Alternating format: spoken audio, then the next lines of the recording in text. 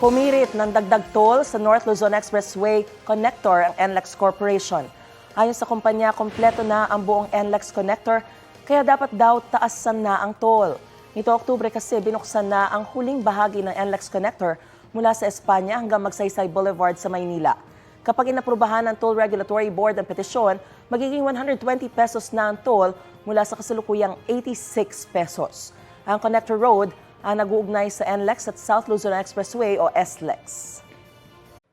Mga kapuso, para sa mga maiinit na balita, mag-subscribe sa GMA Integrated News sa YouTube.